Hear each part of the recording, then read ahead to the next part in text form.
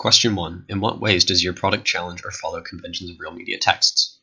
So when it came to planning our music video, and all the ancillary text we were going to make for it, we needed to make sure that we understood the basic codes and conventions of rock and roll music videos, as well as the conventions of rock album covers and magazine adverts. By researching a handful of music videos and magazine adverts, we found that American motifs were noticeable in most of the music videos and album covers. All the band members played their instruments at least once in the video. The band members were almost always portrayed as rebels who strayed from societal norms. The main singer/lead guitarist got the most screen time. The main singer and the guitarist was portrayed as a hard partier and drinker. Multiple drug and alcohol references were made throughout the videos. Editing pace was generally quite fast and it had a high cut rate, and featured mostly close-ups of the artists to convey their star image. For our video, we followed some of these conventions by dressing our main actor in full denim with an American flag bandana to signal his rebellious attitude, and reinforce the theme of freedom in the video conveyed by the American flag, which is internationally renowned as a symbol of a free country, or as a symbol of a country which has freedom at the core of its own constitution. This synergizes with the title of the album from the magazine advert called Lost Liberty, implying that the band members are going through a tough period of their life, or that their expectations of life are being challenged by society itself.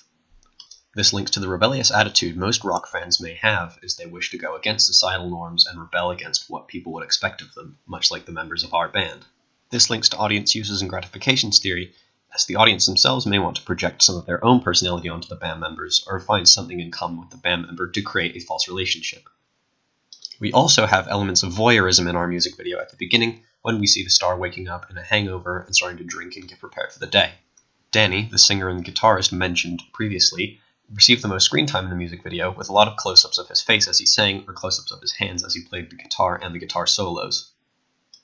We placed heavy importance on the bandana in the music video as an important prop as part of the synergy of trying to make an image of freedom or liberty, which would also link to not only our album cover, but also to the magazine ad.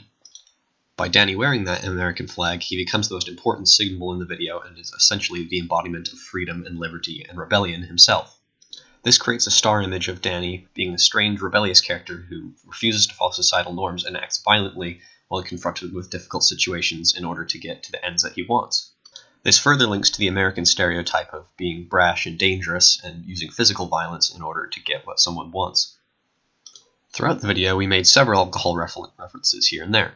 For example, there is a close-up of a whiskey bottle and a scene that takes place in a bar, but for obvious reasons we couldn't make drug references as we wanted the video to avoid censorship issues, thus creating a larger target audience for us. We wanted to market the video to 15 to 25-year-olds or possibly older, so by not having any drug references, we managed to get a lower minimum age. In the beginning of our video, we had Danny drink whiskey straight from a bottle. This would link to the target audience expectation of the band members being hard partiers, and especially the lead member of the band, who would be expected to be rebellious and dangerous. This also links back to the image of American liberty and freedom and rebellious attitudes that the audience would want to see or project onto the band members themselves. When it came to production and editing, we made sure to film a lot of extra shots, and for Dan, our editor, to have plenty of material to work with, so that way we could use as many cuts as we wanted and have an incredibly high cut rate. Johnny, our director, and I worked together to create a variety of filler shots that could be used at any point in the video. This way, we would have something to pad the video out with and maintain the high cut rate so that it doesn't seem to slow down at any points. Near the end of the planning, we actually wrote in a scene where all the members of the band played their respective instruments.